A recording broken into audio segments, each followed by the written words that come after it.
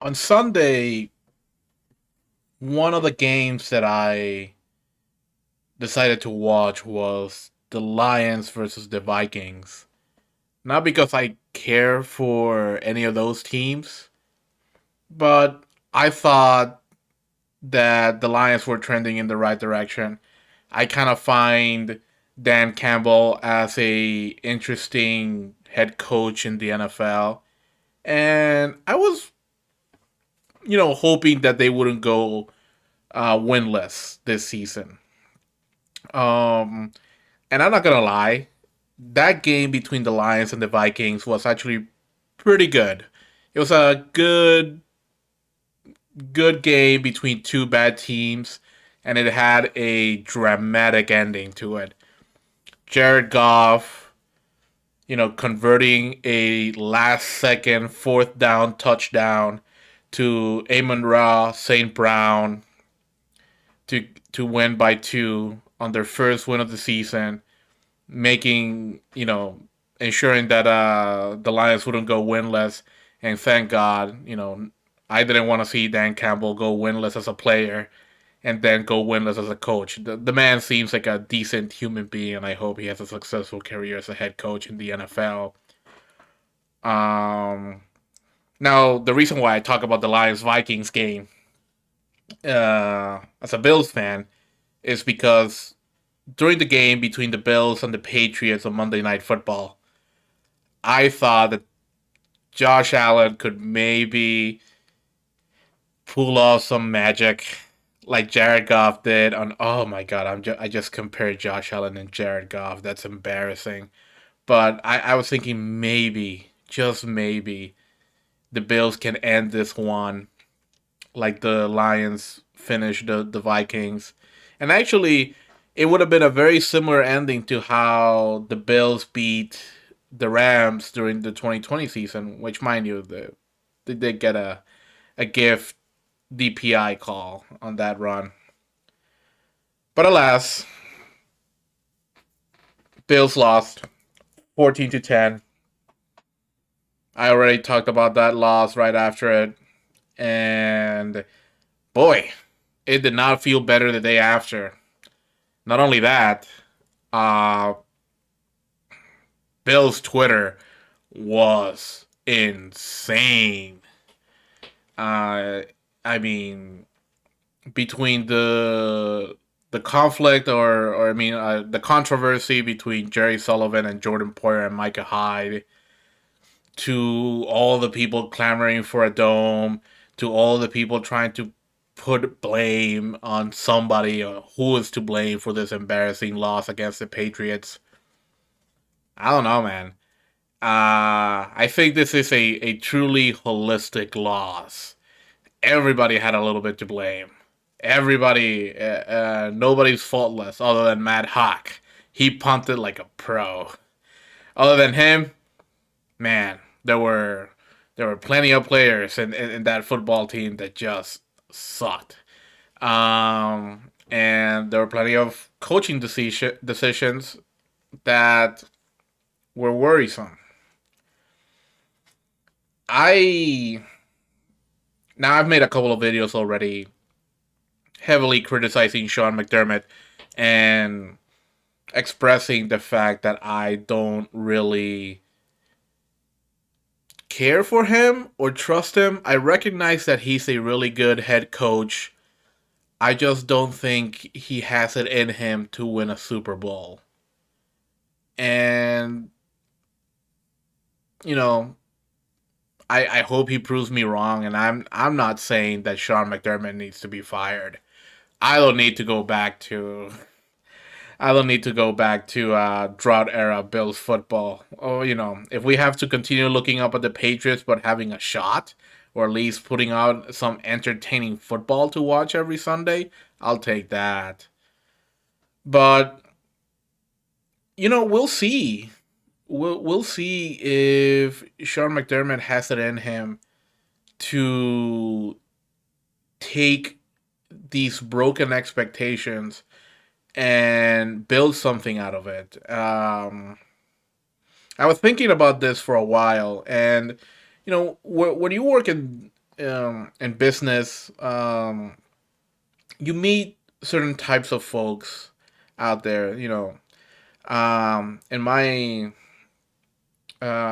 professional life, I've met a lot of people who are excellent idea makers, or idea people, people who know how to build a company and have a great idea, and they know how to execute it, and they have a vision.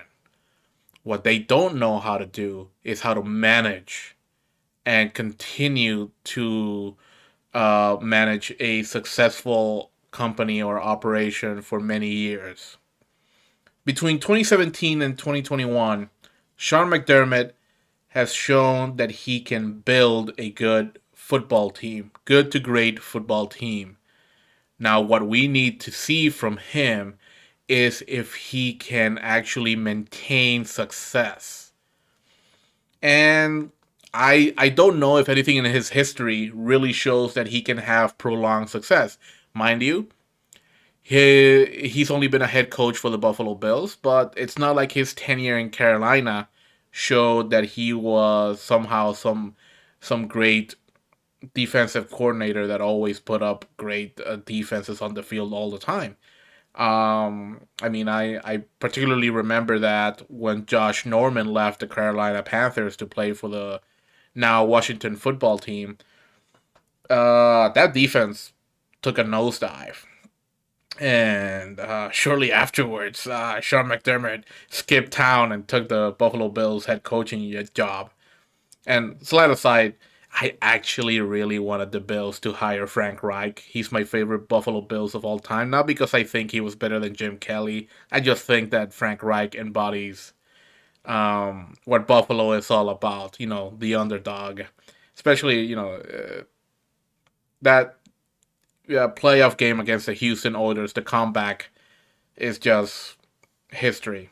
So I really wanted the Bills to hire Frank Reich over Sean McDermott. But anyway, going back to what I was saying, we'll see if he has it in him to really be able to sustain success for a long period of time. Because we haven't seen it. 2017, he took a pretty good football team with arguably a lot of bad contracts, and backdoored into the playoffs with a 9-7 record, with Andy Dalton, you know, helping the Buffalo Bills to propel them to the playoffs, and just they went to Jacksonville to kick a field goal. My God. Um, and then in 2018, Josh Allen's rookie year, that was a disaster. Oh my God. I don't even want to think about the Buffalo Bills in 2018. Um, God, 6-10, and they somehow thought that Nathan Peterman was a better option than Josh Allen. It's one of those things. We'll see if you know we'll see if I think it's one of those great what ifs for me when it comes to the Sean McDermott era of Buffalo Bills football, and that is, what could this team had been if Sean McDermott could have gotten along with Tyrod Taylor, and Tyrod Taylor started that 2018 season and let Josh Allen sit and learn, because that was the plan. It's just that for whatever reason we went with fourth round pick quarterback Nathan Peterman, and then the rest was history. But that was a god awful season. Then come back in 2019 and have a pretty good year with a good defense that was beating up on bad teams on a really easy schedule. Uh, the entire offense was overhauled almost top to bottom. People want to talk about Josh Allen being bad in his 2019 season. I'm sorry. When you have a brand new wide receiving core, brand new offensive line, no continuity whatsoever to speak of, and you're a second year quarterback after your first year was almost a disaster. I think Josh Allen had a great 2019 year, and that's when I really began believing in him. Then 2020, phenomenal offensive year, terrible defensive year, and now 2021, it's not looking great. It's not looking great for the Buffalo Bills. Not saying that they're gonna miss the playoffs, but I highly doubt it that they're gonna win the division. And it seems that with all that the Buffalo Bills preach about family and playing for each other and the continuity, I think it's time for the Buffalo Bills to embrace change. And part of me thinks that Sean McDermott has it in him to embrace change. Because if you look back at his first coaching staff when he came to Buffalo in 2017, he took a bunch of those people and just kicked them out. It wasn't working. I mean, David Culley, the now head coach of the Houston Texans, was Josh Allen's quarterback coach in 2018. And I not looking at it right now, but if I remember correctly, I think the Buffalo Bills had the oldest coaching staff in Josh Allen's rookie season and in 2017. And Sean McDermott overhauled huge portions of the coaching staff and made it and filled it with young coaches that were eager to coach and eager to prove themselves in the NFL. One of them being uh, Chad Hall. I believe that Chad Hall is the name of the wide receivers coach. And I kind of want to include Ken Dorsey in there, but Ken Dorsey had already been a quarterbacks coach in the past. If I'm not mistaken, I think he was Cam Newton's quarterback coach back in Carolina, but don't quote me on that. So he has it in him to embrace change. Sean McDermott also became he embraced analytics a lot as he sought to improve as a head coach. And I think he's maybe drinking too much analytics Kool Aid here. Because a common theme that I hear from Buffalo Bills content creators and Buffalo Bills Twitter is that the Buffalo Bills are built as a finesse team, a team that wants to pass the ball and stop the pass because they're a modern NFL team and they're just looking at all the analytics and saying that this is where the football is going, so we need to ride that wave. And it's kind of frustrating when you think, well, sure, analytics does say that, and analytics is a tool that you should use as a coach to make decisions. But surely you don't want to lean into that as much because, my God, remember, at the end of the day, sports are a human endeavor. So you can't pretend that, a computer is just going to spit out the perfect answers for everything when you have human beings with egos, dreams, desires, goals that they want to reach, either personally, professionally, and monetarily, out there in the field. And when Sean McDermott makes decisions like let's kick this improbable field goal, you're sending a message to your offense that you don't trust them. And that's I'm not saying never kick a field goal. I'm just saying in the past he has made decisions to go for three when it was really sending a bad message to your team. Anyway, um, to go back, and I keep going on tangents here. Sean McDermott has it in him to embrace change, and I hope he does moving forward. I hope he doesn't rely too much on analytics moving forward. and just get a good grip on the emotional side, on the human side of football. And I really hope that he makes some coaching decisions. I feel bad for suggesting that Brian Dable needs to go after he's experienced some truly tragic losses this year. He's lost both grandparents who to him were his parents. And I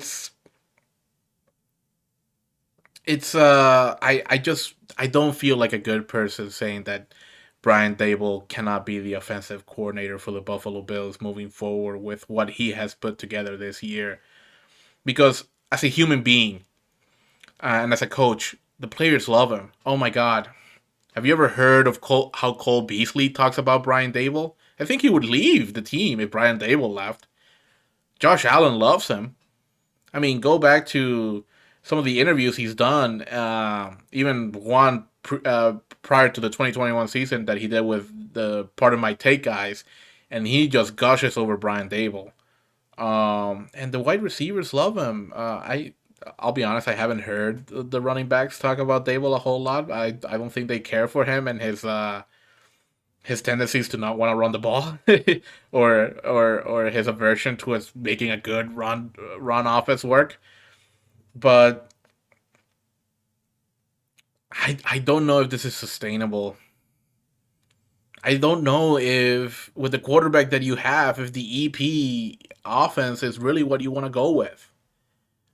I almost wish that Josh Allen was playing in the Patrick Mahomes offense over at Kansas City. Whatever they're doing, do it here. He has the arm for it. He has the legs for it. He has everything for it. Um, but certain coaching changes need to be made, and I don't know if a head coaching change needs to be made. I don't, as much as I've criticized Sean McDermott, I don't want to go into the wild world of trying to find a good head coach again. And he's at least proven to be a competent, maybe CEO type of head coach. But for his offensive coordinator, I don't know. It I just feel like 2020 might have been a fluky season for Brian Dable. As for Leslie Frazier, I've talked ad nauseum that I think Leslie Frazier is great. I love the guy. He should be a head coach somewhere. I love his demeanor. I love when he talks to the media, how he addresses them, how I just think he's a great leader and has a great understanding of football. Um, and I just think that Sean McDermott kind of leashes what he would want to do, how much pressure he wants to bring. So I'm torn as to whether or not a defensive coaching change, defensive coordinator change needs to be made. I think we're good with Leslie Frazier. I do think that a different philosophy on defense needs to be taken though, and I think that a change in the D line coach probably needs to be made because the D line is underperforming greatly. I mean, my God, there's a lot of talent here. There's a lot of rotation. What's going on? Why is your pressure rate so low? Why are you not? Why do you go against the Tennessee Titans? And at the time, Ryan Tannehill was the most sacked quarterback in the NFL, and you don't even touch him. My God. So the defensive line has underperformed. Gregory Rousseau, God bless him, he, man, I remember when people were talking about him being defensive rookie of the year, and boy, that's not happening. AJ Epinesa, what's going on, buddy? Love you. Hope you do well. But I saw you get bullied yesterday against the Patriots. My God, what was that? And Vernon Butler, what? I don't even want to go into Vernon Butler. So I think the D line coach needs to go. Eric Washington, get out of here. Um, we can keep the defensive backs coach though. They're doing a great job. But I don't know if Sean McDermott's gonna get rid of Eric Washington. I think they've had a professional relationship for many many years. And to go back to the offensive coaches, man, get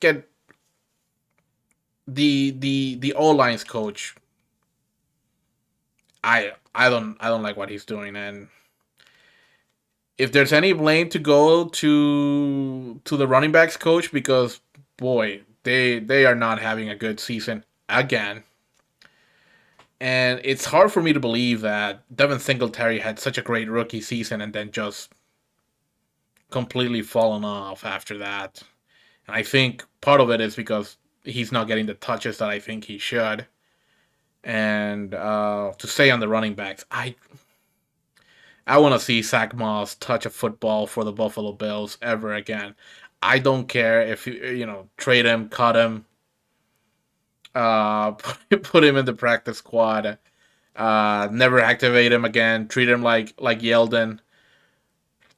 He's not good.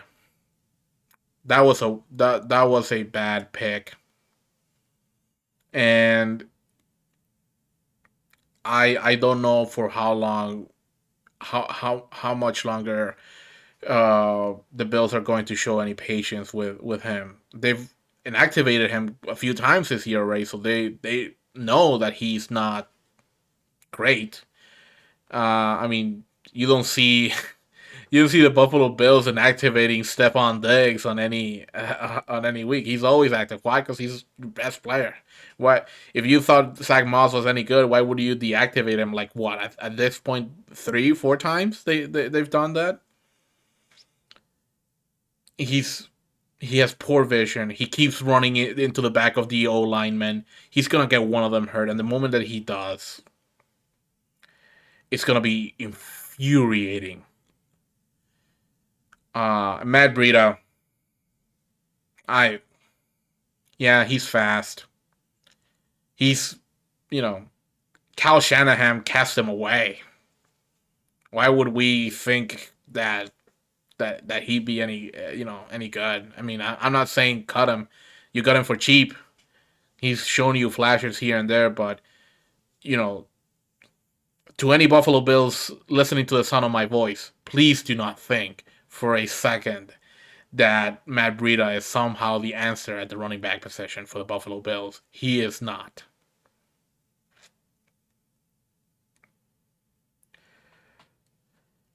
And offensive line, I mean, this has been a problem for Brandon Bean, and I haven't talked about him at all or very little.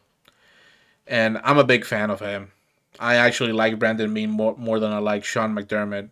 And I don't know if it's possible to divorce them. Like if I truly got fed up with Sean McDermott and wanted him out of Buffalo, I think I would still want to keep Brandon Bean.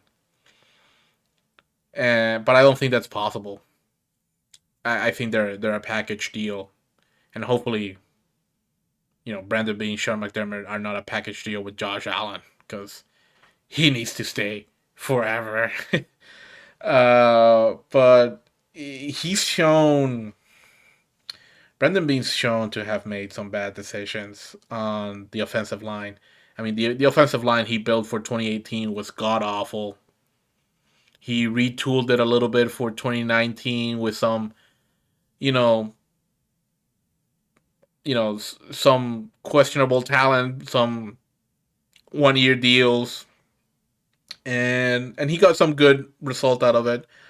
I think the signing of Quentin Spain was good, and I don't blame Brendan Bean for trading Wyatt Teller. He wasn't good. Good for Wyatt Teller to turn it around in Cleveland and become a superstar. Good for him. I do think it was such a big mistake to get rid of Quentin Spain the way he did. Oh my God! But that might have also been an issue that Quentin Spain had with the coaching staff, and we'll never know what happened there. Other than, boy, wouldn't it be great to have Quentin Spain on this team? But anyway, we have, and by we, sorry, I shouldn't be saying we. The Buffalo Bills, they whiffed on Cody Ford. He's a below average starter at best. The Daryl Williams fiasco at this point, I have to say, has been super disappointing. Thank God Brandon Bean somehow got him to sign a pretty affordable deal, all things considered. He did well with Spencer Brown, and I'm not a fan of Dion Dawkins. I just think he's too fat, too slow, too unathletic to be protecting Josh Allen. And I on that late quarterback hit that Matt, well, no, it wasn't late, but that quarterback hit that Matt Judon drove his body into Josh Allen's. I think I talked about it the other day, but my God, what was Dion doing in that play? He blocked nobody, and Matt Judon was coming from his side.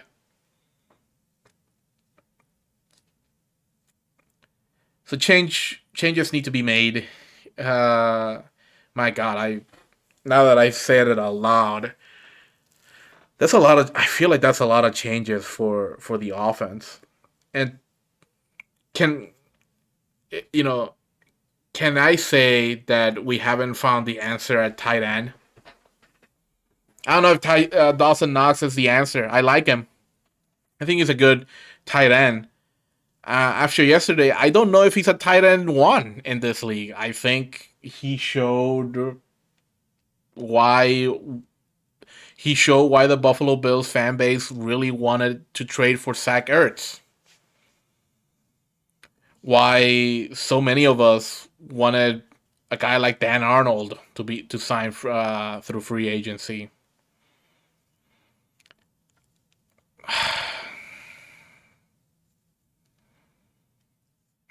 I almost uh I miss Lee Smith now that I think about it.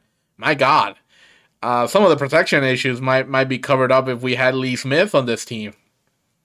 I wonder how he's doing in Atlanta. I remember weeks ago, I think he scored a touchdown.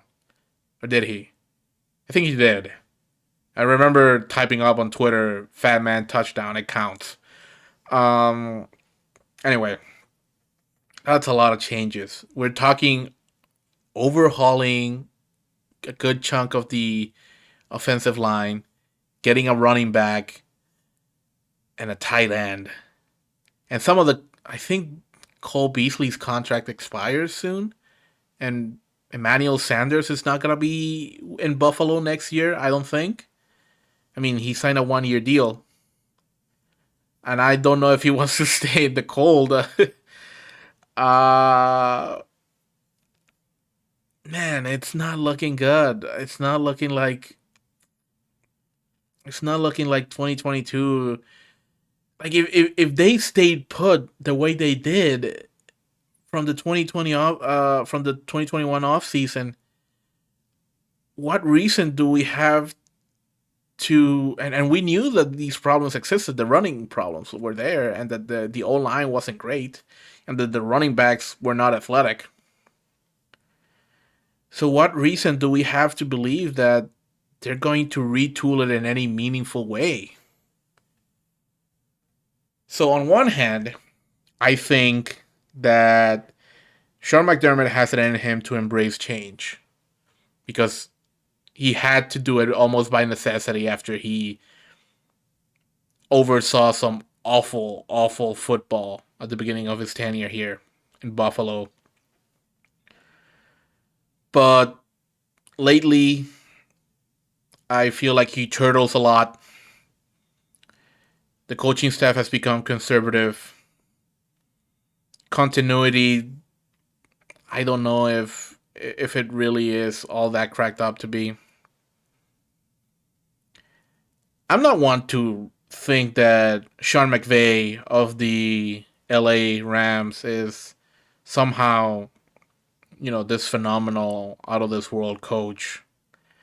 I would take a guy like Harbaugh from the Ravens any day of the week over Sean McVay. Um, but at least Sean McVay has shown over his tenure with the Rams that he is more than happy to embrace change.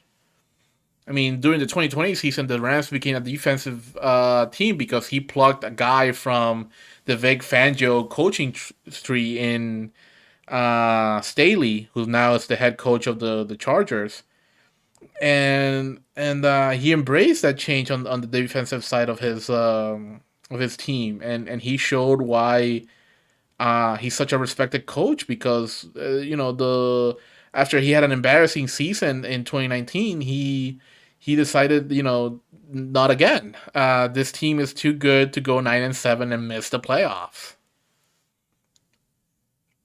And I think Sean McDermott might find himself in a similar spot that Sean McVay found himself after the 2019 season. And we'll see if he has it in him to embrace that and to make the changes that I think are necessary for this team. Otherwise, get ready to lose to the New England Patriots twice a year, and maybe, just maybe, the Dolphins might make it a fight with you for that second spot in the division. And boy, I do not want to live in that world. And actually, talking about that, I don't know if I mentioned in here, the team I hate the most in the division is the Dolphins. Screw them. They're I I hate them. They're an awful organization. They get all this unwanted midi praise from the media. They're treated as if they're some sort of big market team. They've been coasting off the 1972 season and having probably the GOAT quarterback in Dan Marino. And they've been just as bad as the Buffalo Bills for just as long. And somehow these bums are treated like they're worth something. Meanwhile, the Buffalo Bills get treated like garbage in the national media until recently when they show that they can be a good team and make some noise.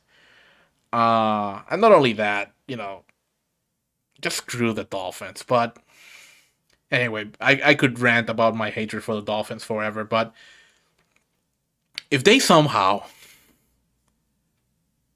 find a way to finish ahead of the Buffalo Bills in the division, somebody needs to get fired. Like pronto. I think that's unlikely. I think the Dolphins have gotten a couple of wins here and there, and some of them haven't been great victories. But mind you, I'm not gonna talk shit. It's not like the Bills' victories have been any better. But they're a game and a half behind the Bills now, and I I don't know how the Bills found themselves in this spot. Uh, where some it looked early on that the Bills would have a stranglehold in the division, and suddenly they find themselves sandwiched in between the Dolphins, ready to pounce and leapfrog them, and the Patriots slipping and slipping further away from you. So if the if the Miami Dolphins somehow find a way to leapfrog the Buffalo Bills, I think the change that the Buffalo Bills need to embrace is getting rid of the entire coaching staff. But that might be an overreaction on my end. Soon enough, I have to think about the Buffalo Bills playing the Tampa Bay Buccaneers and the Bills going to see their father in Tom Brady with his 32-3 record against them. Fuck. Well, if the Bills' latest tendency holds where they win a game, they lose a game, they win a game, they lose a game, they win a game, they lose a game, maybe they'll beat them. And if they do, Buffalo Bills fans will be cheering and going crazy because hopefully that's the last time they have to see Brady and they can wave him off into the sunset with a win. Go Bills.